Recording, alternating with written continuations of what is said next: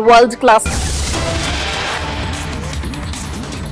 And as breaking news that's coming in, the JPC on Waqf Amendment Bill is going to be meeting tomorrow at 3 p.m. We're now getting this big breaking news that once again the JPC is going to be meeting and possibly finalizing this by tomorrow, the Waqf board.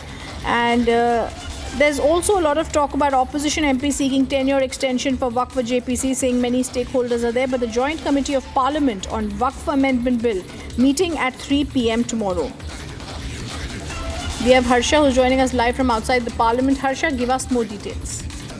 So right now we have got to know that the 500-page report on the JPC on the Waqf Amendment Bill has already been prepared. The Union Parliamentary Affairs Ministry has already also shared the report with the other members of the JPC. But now what we have seen is that the opposition members of the JPC are demanding that the report is not sufficient and the time period should be extended of the JPC. And therefore, Kalyan Banerjee also met Jagdambika Pal today. He requested that the meeting should happen. Now we have got to know that now the meeting of the JPC will commence tomorrow at around 3 o'clock. We have got to know that this meeting is very important in the wake of that this parliament session of winter.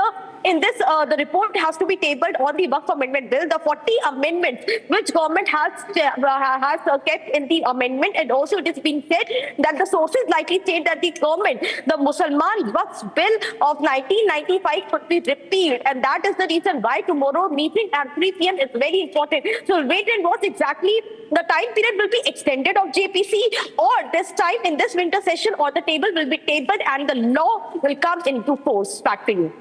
All right, thank you for giving us those details. It's the top focus. We'll continue tracking. Viewers, the other top focus, the Supreme Court today dismissed a petition that's urging ridiculously a return to ballot paper voting. The plea sought measures against